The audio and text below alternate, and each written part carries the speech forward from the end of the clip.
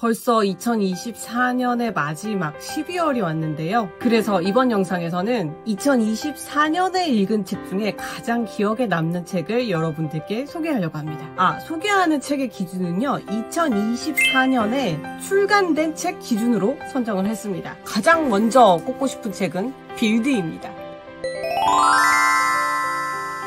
이 책의 저자 토니 퍼델은요, 아이팟의 아버지라고 불리는 사람이에요. 저는 이 사람이 뼛속까지 엔지니어라고 봅니다. 불편한 걸 못 참는 사람이에요. 우리 주변에 찾아보면 의외로 불편한 것이 많은데요. 불편한 걸 당연하게 여기지 않고 질문을 한 거죠. 대표적인 게 온도 조절 장치예요. 여러분, 보일러 온도 조절 장치가 예쁘고 편리하다고 생각해 본 적 있으세요? 그래서 이 저자가 불편하고 예쁘지 않은 걸 못 참잖아요. 예쁘고 편리한 온도 조절 장치를 만들기로 합니다. 네스트라는 회사를 창업하게 되는데요. 이 네스트는 구글의 32억 달러에 인수되었습니다. 저는 이 책이 왜 인상 깊었냐면요, 저자인 토니 퍼델이 정말 최선을 다해서 자신의 노하우를 독자들에게 전하고 싶어 했어요. 그게 이 책을 읽으면서 느껴지더라고요. 직장인들은 반드시 이 책을 읽어보시라고 권하고 싶어요. 토니 퍼델이 산전수전을 다 겪어본 사람이기 때문에 사회생활을 하면서 겪는 이런저런 문제들에 대해서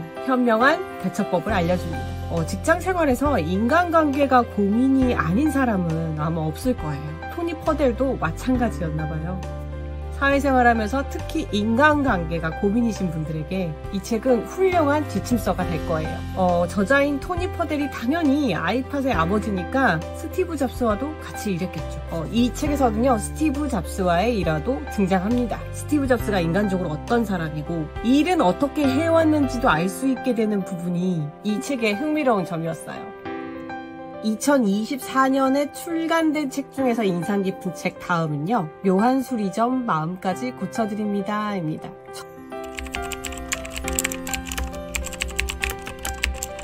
처음에 이 책을 보고 제가 든 생각이 뭐였냐면요, 표지가 너무 이쁘잖아요. 제가 책을 구입하게 되는 기준 중에 하나가 표지예요. 표지가 예쁘면 사거든요. 근데 요즘은 표지가 다 비슷한 느낌이 있어요. 특히 일본 소설이 표지가 다 비슷해져가는 경향이 있는 것 같은데, 그래서 살짝 유치하지 않을까 조금 걱정을 했어요. 그런데 이 걱정은 기우였어요. 안에 들은 내용이 묵직하더라고요. 물건을 고치는 가게 이야기인데, 여기 찾아오는 손님 물건에는 다 사연이 있어요. 마음이 조금 아픈 사람들이에요. 하지만 이 물건 고치는 가게에서 그 아픈 마음을 치유받게 됩니다. 어떻게 치유받게 되냐면요, 우리 안에 치유력이 있다는 걸 스스로 깨닫게 해주는 책이에요. 이 책이 어떻게 보면 동화 같고 판타지 같기도 하지만 마음이 아픈 사람들에게 스스로 그 원인을 찾게 하면서 자연스럽게 아픈 마음을 치유하는 스토리예요. 우리가 마음이나 물건을 고치기 위해서도 막 갖은 애를 써야 된다고 생각하는 경향이 있잖아요. 하지만 자연스럽게 우리 안에 고치는 힘이 있다는 걸 깨닫게 해주는 내용이거든요. 이 책의 그 홍보 문구가 지브리 애니메이션을 떠올리게 한다는 그런 게 있는데, 별로 지브리가 떠오르진 않아요. 하지만 애니메이션으로 만든다면 이 소설의 따뜻한 감성이 떠오를 것 같아서 제작된다면 큰 화면으로 보고는 싶어요. 형식은 판타지이지만 내용은 현실적이에요. 전혀 유치하지 않습니다. 요즘 그 일본 소설 책 표지가 다 비슷하고 내용도 다 고만고만해가지고 별로 기대를 안 하고 봤어요. 그런데 잔잔한 감동과 깨달음이 있더라고요. 진짜 치유의 힘은 내 안에 이미 있구나. 이 소설에 나오는 등장인물들은 어디에나 있을 법한 캐릭터들이에요. 이 캐릭터들이 가지고 있는 문제도 주변에서 흔하게 볼 수 있는 아픔이고요. 이 아픔을 자연스럽게 치유하는 과정이 인상적인 책입니다. 그 다음으로 소개할 책은 인생의 절반을 지나면 누구나 철학자가 된다입니다.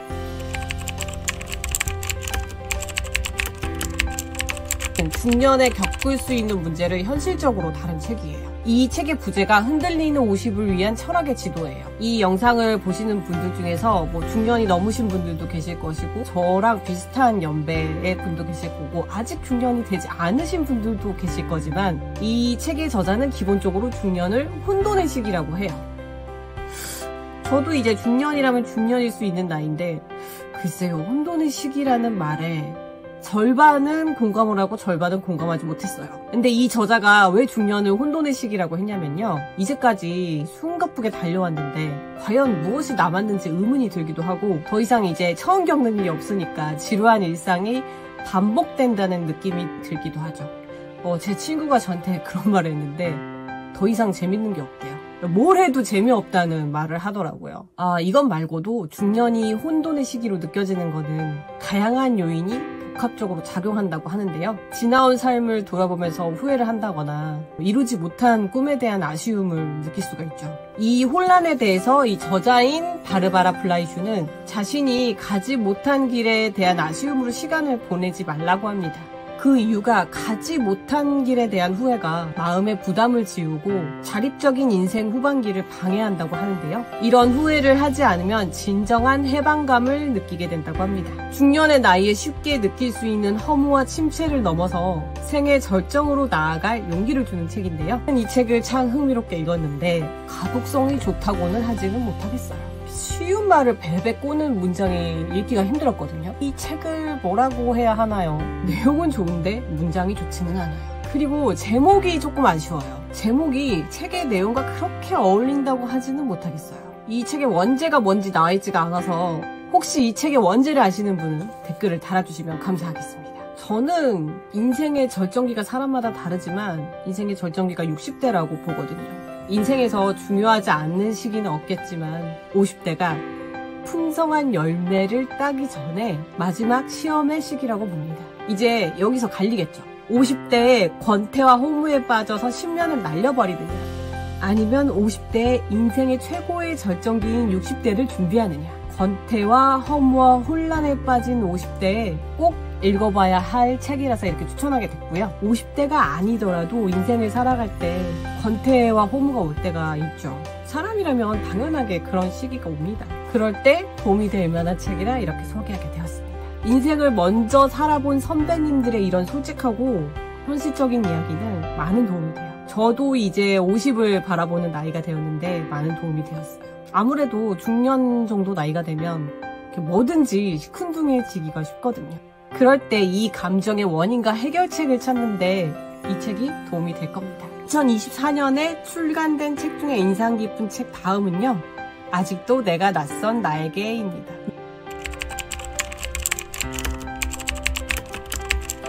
프로를 이해하고 받아들이는 과정을 안내하는 책이에요. 저자인 사라 큐브릭은 20년 이상 심리 상담을 해온 전문가로 수많은 내담자들의 이야기를 듣고 그들의 성장을 도왔습니다. 이 책은 저자의 풍부한 임상 경험과 통찰이 담겨 있습니다. 그런데 이 책도 이 책처럼 가독성이 좋지는 않아요. 그런데도 불구하고 이 책을 여러분들께 소개하고 싶은 이유는요. 철학과 심리학을 넘나들면서 우리 내면 깊숙한 곳을 탐구하는 책이라서 소개하고 싶었어요. 자기 상실이라는 현대인의 고질적인 문제를 명확하게 짚어내고 그 해결책을 제시합니다. 저자는 우리가 흔히 저지르게 되는 자기 기만과 부정적인 생각 패턴을 알려주고 있거든요. 의외로 자신하고 친하다고 생각하는 사람이 드물더라고요. 나 자신이 누구인지 몰라서 혼란스러운 분들에게 저는 이 책을 추천하고 싶습니다. 가독성이 좋은 책이 아닌데도 담고 있는 내용은 상당히 깊은 관점으로 나를 바라보게 해주더라고요. 자아라는 개념을 이해하기 위해서 많은 페이지를 할애한 책이라서 자기 발견을 원하는 분들에게 좋은 안내서가 돼줄 거라고 봅니다. 여러분들이 올해 읽은 책 중에서 가장 인상 깊은 책은 어떤 책인지 댓글 남겨주시면 감사하겠습니다. 오늘 영상은 여기까지고요. 여러분이 눌러주시는 구독, 좋아요는 제가 영상을 제작하는 데 큰 도움이 됩니다. 오늘도 열독하세요. 안녕.